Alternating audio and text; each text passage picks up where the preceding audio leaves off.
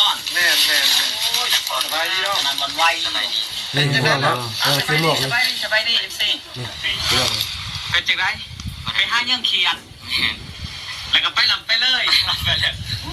ไปหาเงินเครียดทั้งเอฟซีอันว่าเอาไว้ห้ามไปใช้ยามนั้นเกิดอุบัติเหตุเนาะบ่พ่อนแต่ว่าอันทั้งนอกกันได้พวกมันจะใช้อีกอันฮะบ่เอ็นเดียวฮะบ่ไอ้น้องไห้บ่เอ็นนั่นตอนนั้นนี่จะนอนกลางคืนบ่น้องนอนถึงไม่นอนเราสุพังไห้พังไหนลูกนอนบ่นอนเพื่อนเขาปากันน้ำกันนะพี่น้องเนาะบ้านได้จิตซุ่มแต่เขาเอาไปอยู่นอกอ๋อเห็นว่าสมัยไปเมื่อวานเลยจักแล้วมันอยู่ไกลแต่ทางใหญ่ไปซีเรียลเห็นโดยขอแรกต้องลงเอาเมื่อนี่ที่ยากไม่ใช่หรอกสิยากไปพุ่นเลยไปชวนสนุนชัยเอาอันนะฮะทักน้ำไปให้ลุงโจ้ยกาถ่ายแน่โอ้เอาพังน้ำไปให้ลูกโจ้ยป่ะโอ้ไปเรื่องโจยพุ่นไปเรื่องตะกี้ป่ะบอแล้วไม่ได้สร้างเอาไปให้เรา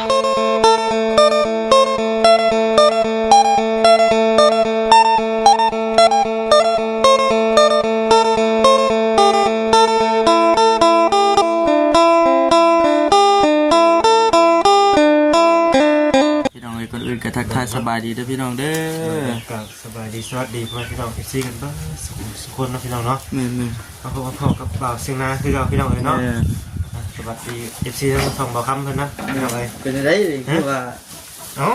ล่าสุดพี่น้องสบายดีเด้อมันหนาวพี่น้องเลยนะก็ได้หากมาว่าจังนี่หากมาเป็นได้ยั่วกับพวกกับผ้าใช่ไหมเอาคอยมันมาแต่เช้าตื่นเต้นพี่น้องเลยเนาะเจอน้องบุญพลีเป็นแล้วพี่น้องเลยไม่ยังน้องบุญพลีน้องอาเบยขอโทษในไลน์เนาะพี่น้องเนาะเจอน้องอาเบยเพิ่นไปทีมห้วยเนาะกล้องบ่ภาพเห็นอยู่กันเลยเห็นอยู่บ่พี่น้องเนาะเจอน้องอาเบยเป็นทีเรียบร้อยแล้วพี่น้องเนาะแต่ยังบ่ฮู้ว่าเป็นสาเหตุยังน้องเพิ่นจึงไปหายไปนะยังเบิ่งบ่จบพี่น้องทางว่าจึงมาหากระเห็นทางช่องโอ้ส่งไอพรเพิ่นส่องว่าพรสตูดิโอเนาะพี่น้องล่าสุดได้นี่31นาทีล่าสุด31นาทีเลยพี่น้องเนาะตั้งน้ำกันเลยพี่น้องกล้องกับกล้องบ่คำเอ้าเห็นได้เนาะเห็นแล้วพี่น้องเนาะเบิ่งน้ำกันเล่นเสียงนะเห็นแล้วผมบ่คำเลยเนาะบอกง่ายไปหาน้องเบยบอกบ่เห็นเลยชายรถมาในเห็นเพื่อนนั่งอยู่นี่โอ้แสดงว่าคนชิมเมื่อทันทีโอ้หลายคนมาห้าหนองอยู่เนาะมาพ่อนแม่โอ้ยสบายดีเนาะนั่นมันไวสบายดีเป็นจังไงเนาะสบายดีเอฟซีเป็นจังไงไปหาเรื่องเขียนแล้วก็ไปลำไปเลยไปหาเงินเครียดทั้งเอฟซีอันว่าเอาไว้ห้ามไปใช้ยามนั้นเกิดอุบัติเหตุเนาะบ่พ่อแต่ว่าอันทั้งนอกกันได้พวกมันจะใช้อีกอันฮะบ่เอ็นเดียวฮะบ่ไอ้น้องไห้บ่เอ็นนั่นตอนนั้นนี่จะนอนกลางคืนบ่น้องนอนถึงไม่นอนเราสุพังไห้พังไหนลูกนอนบ่นอนเพื่อนเขาปากันน้ำกันนะพี่น้องเนาะบ้านได้จิตซุ่มแต่เขาเอาไปอยู่นอกเห็นว่าสมัยไปเมื่อวานเลยจักแล้วมันอยู่ไกลแต่ทางใหญ่ไปซีเรียลเห็น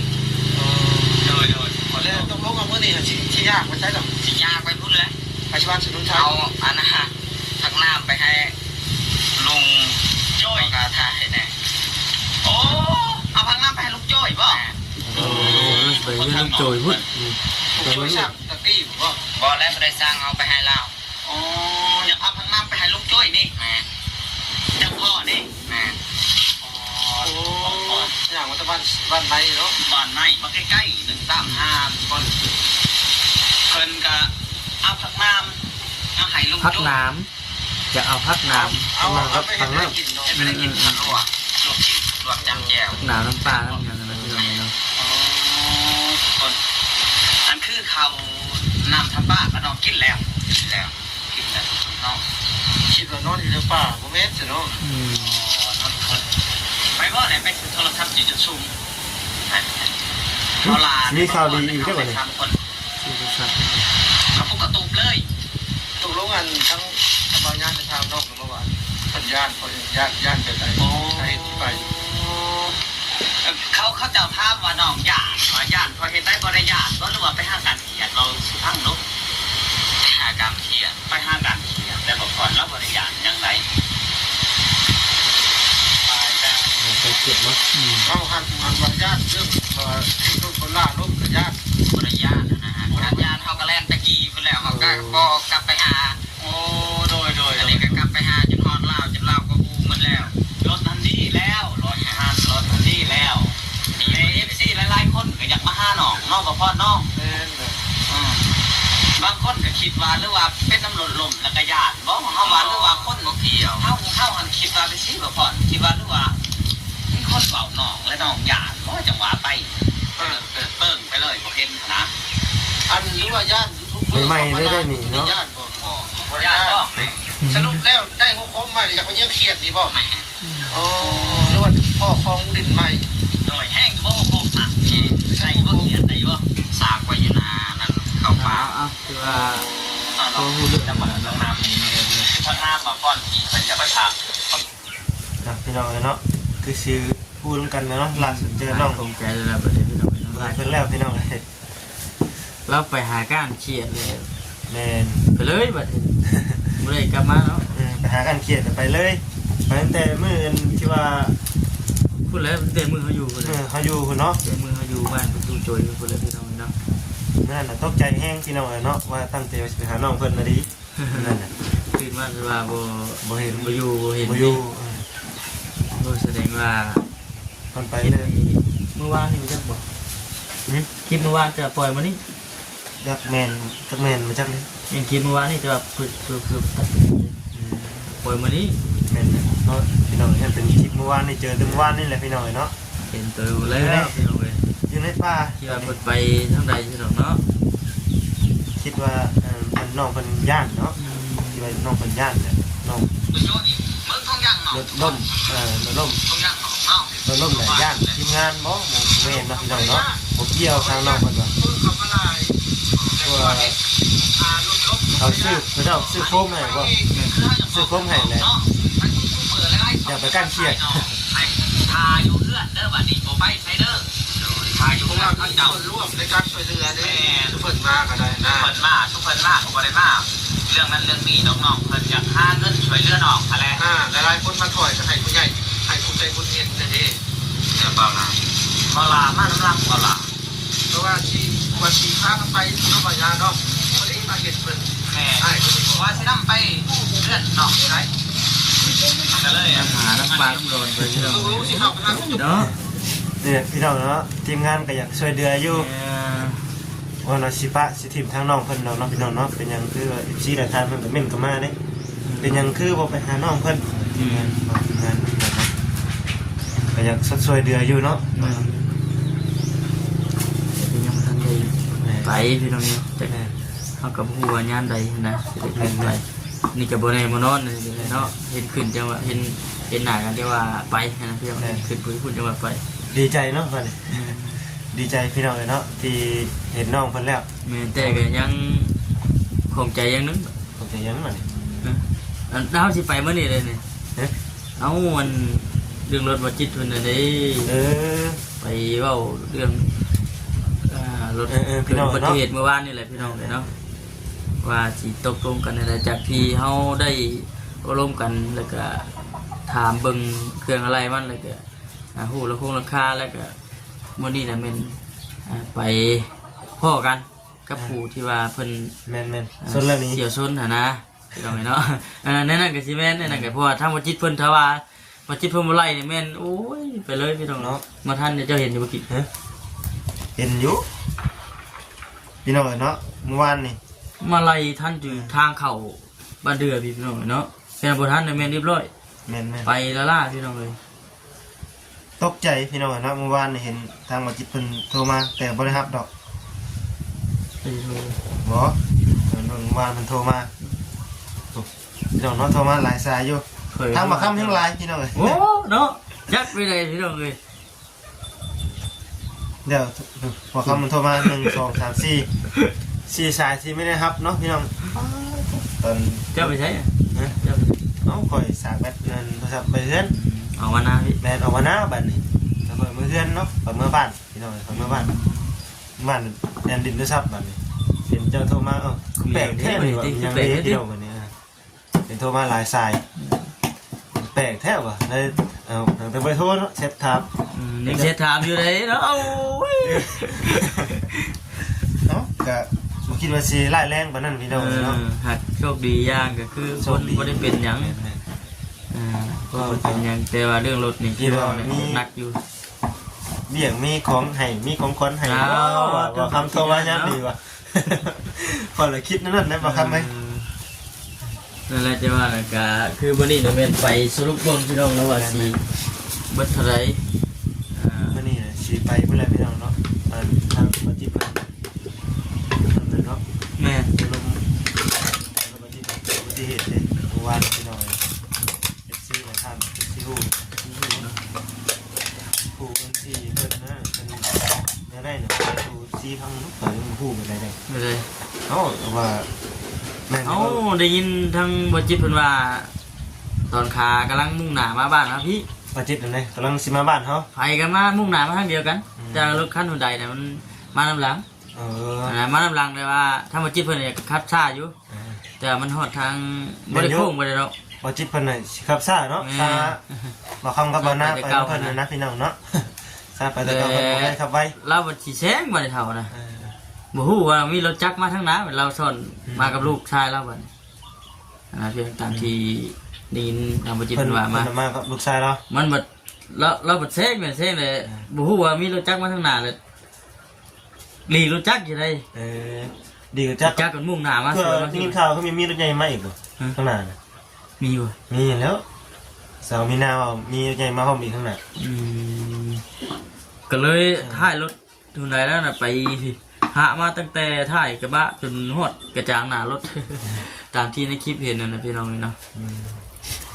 หาอัน แม่น แต่ ตีน ถ่าย ตีนก็เตะข้าบ่เลยบัดนี้สินำไปก็นำบ่ได้บัดนี้ตีนก็ชอดเลยเด้ โชคดีเนาะมีกี่ว่าได้กินข้าวมีมอเตอร์ไซค์ แม่นมีน้องเพิ่นแม่นไป น้ รุ่น น้องเพิ่นน้องอยู่แถวนั่นแหละพี่น้องเนาะ เพิ่นยัง ยืมมอเตอร์ไซค์เขาเจ้าไปนำบ่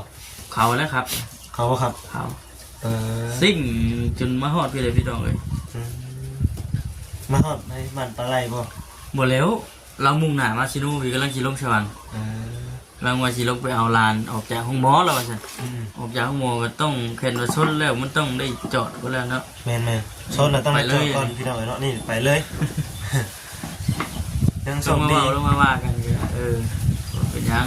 นี่ก็โชคดีหน่อยหนึงพี่น้องโชคดีที่ว่าตามทันนั่นแหละ โชคดีตามท่านแล้วก็โชคดีคนบ่เป็นหยังคนบ่เจ็บเนาะพี่น้องเนาะอีกอย่างเรารู้จักบัดนี้เนาะ เห็นว่ารถจักรผู้นั้นกับลูกเรานี่เป็นหันเป็นหนีมานะแม่นโอ้ยทำบ่จิตนี่ รู้ แน่ จัก นอน เรามากับลูกแล้วบ่ ทำบ่จิตนี่ พอ แน่ บ่ น จิ อน เลยเราบ่ได้หนีนะพี่น้องเนาะ มันไปบ่ได้เลยเด้ บ่ได้รถแตกเลยแตกกับที่แล้วติดรถนี่ทำรถจักเป็นหันเป็นนี่อันคนนั้นจักอ่ะเนาะ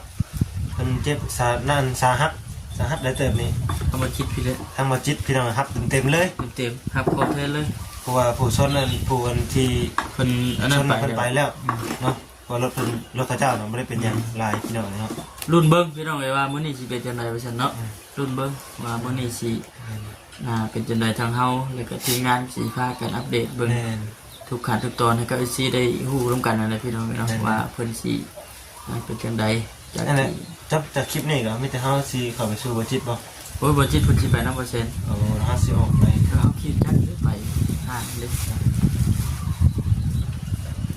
นั่นแหละพี่น้องคลิปนี้ก็มาอบรมกันทั้งสองเรื่องเลยทั้งเงินน้องอย่างน้องอาเวยเพิ่นก็เห็นโตแล้วพี่น้ น้ อ อง ง เนาะ เว้ย บ่ได้ไปทางใด เนาะ กลับมาอยู่บ้านอยู่เพื่อนบัดนี้ แม่ เป็นว่าทีมงานไปหาถ่ายคลิปกับสิโพ คือว่าให้ เนาะ มาถ่ายอยู่เพื่อนบ่เนาะให้น้องเบยมาถ่ายอยู่เพื่อนคือว่าได้ยินว่าสิมีข่าวดีได้น้องเบยเนาะ เออ ว่าทางทีมงานสิพาไปซื้อโทรศัพท์ อืม แล้วก็สิบุกกระต๊อบให้พี่น้องเอ้ยเนาะดีใจน้ำน้องเพิ่นหลายๆเนาะ แม่น ดีใจน้ำน้องเพิ่นอยู่พี่น้องเอ้ย และมีโอกาสเนาะมีโอกาสแต่ว่าบ่ฮู้ว่าสิขึ้นนำใดยังบ่ฮู้พี่น้องมีโอกาสถ้าว่าได้ขึ้นก็สิเข้าไป เดี๋ยวเขาไปพยายามมึง คือสีดนเยอะปกติทำกันจะเกิดไปกระเป๋าจิตเด้เพราะว่าจิตมันเกิดอุบัติเหตุ โอ้โหว่าสิยังนี่ยังบ่รับประกันนะพี่น้องเลยเนาะ นั่นๆแต่ติดตามเบิ่งตามช่อง YouTube หลายช่องนะพี่น้องเนาะผู้ทางอ้ายเพิ่นขึ้นไปเนาะที่งานอ้ายเพิ่นขึ้นไปทางบ่ล่ะก็จะบ่สัญญา คือตอนนี้ยังเกิดเดือดมันฮ้อนอยู่เฮากันยังบ่พาไปทางใดดอกพี่น้องเอ้ย แม่นๆเดี๋ยวเพิ่นจะอัปเดตทางจิตเพิ่นเนาะแล้วเรียกว่าจิตเพิ่นแหละตอนนี้ยังของใจอยู่พี่น้องเนาะกินข้าวแล้วบ่ กินแล้วพอกินเลยแล้วเอามากินแล้ว ข้าวมากินก่อนเด้อซะ ข้าวเช้า พี่น้องข้าวเช้า มื้อนี้ไผอยู่หน้าบ่ ข้าวไว้หนึ่งจ้ะแม่ดูตั้งเดือนพี่น้องกินข้าวเย็นทั้งแหละไปกินไก่ นี่ ทุกท่าน มื้อนี้ไผอยู่เต็มที่มื้อดีบ่ ให้ดีทั้งบุญนะ ทั้งดีทั้งบุญอีก เนี่ยจะกินดอกบุญแล้วในบ้านเนี่ย ที่บ้านใหญ่เลยเนาะ บ้านใหญ่มีทั้ง คอยยางเลยพื่อน มีทั้งบุญทั้งมีทั้งคันดี บ้าน พี่ ให น้อ ญ่ งเนาะ มันหลายคนหลายแบบหลายแนว คน คิ คิ ด ด อี ดี กจังไดก็เฮ็ด คนคิดดีใจ หนูมีอันปีกจัง ข้าวเย็นดิพี่น้องเนาะ กินแล้วจะกินเห็นบ่อุ่นอยู่เพิ่งเลยเด้ ดูแต่ว่าเนาะคนขังมาหันเลยพี่น้องเนาะมากินข้าวน้ำกันเด้อพี่น้องเด้อเนาะมาครับมันกินแล้วป่ะครับ กินแล้ว โอเคเสร็จแล้วได้ กินแล้วก็มาพี่น้องเนาะ แก้วนะตั้งโต๊ะเลย มาดิทำมีบ่สุนาเพิ่นน้ำกินแล้วก็จะได้ไปเมื่อนี้คนยังตกใจอยู่ข่อยกำลังต่อพวกงัวอยู่ วันไหน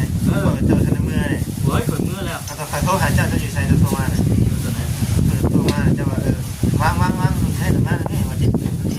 ข่อยกำลังขับรถไปแล้วอยู่บ้านสิเรื่องนี่นี่ เจ้าบอก โทษใครเถื่อโอ้ยไปจ้ะ อ๋อกลับไปดิเพราะเจ้าแบทสาวสัมภาระเพื่อนก่อน เราเคยขับรถอะไรแม่นบ่ ตอนนั้นอานาแล้ว มานานเลยไม่เคยฮอดแล้วนะฮอดแล้วต่อจากทั่วไป จะพออะไร ฮอดแล้วนะ อันนี้บอก ราคาคิดดูแก่แล้วเนาะรถชันก็เอาผมเคยบอกอย่างนี้ได้นอกจากที่ว่าเขาก็เคยเห็นแต่คนอื่นเนาะ บุเคยพ่อแล้วนะ เบอร์ของคนเจ้าของโอ้จนหนาวใช่ผมวันนี้ก็ได้อะไรเวลาเขา หามือแล้วจะหน่อยก่อน ไม่รู้ว่า3 มื้อเลยที่นั่นลมอู้อยู่ อยู่นาก็ไปหน่อยมันเป็นนาว่าเชียงนาเนี่ยไปหน่อยเนาะว่ามาถามว่าคำแต่ ช่วงนี้กี่จากฮกแน่ช่วงนี้พี่น้องเพิ่นกำลังปรับปรุงใส่ผ้า แม่นึก เอา ให้ ต่อ ซีเบิ้ง ผ้า เนาะ ใส่กำลังปรับปรุงมันอยากฮกแน่ครับเก็บเครื่องเก็บของเอาไว้ น้องบังปรุงได้พี่น้องได้เก็บเครื่องของไว้นี่ ลายางผ้ายางฝนมัน เดี๋ยวจะหน่อยได้ซีเราเบิ้งเนาะน้อง ผ้า ปลา ฮกปีก แล้วมันนั่งกินข้าวกันอย่างกินสามเศร้าให้ชั่วโมงนั้น คือนี่จะบวชจิตคุณนอนรับอยู่ที่ต้องลำเลยเนาะเมื่อไทยเนาะยังบอกให้หนาวพี่น้องเลยเบิกคำก่อนจะพดเริ่มจะปิดครับไปดูคำจบก่อนเด้อ โอเคไปพี่น้องเลยเนาะแต่แรกก็จะจบคลิปก่อนลาพี่ละน้องไปก่อนเด้อพี่น้องเลยโอเคพี่น้องสบายดี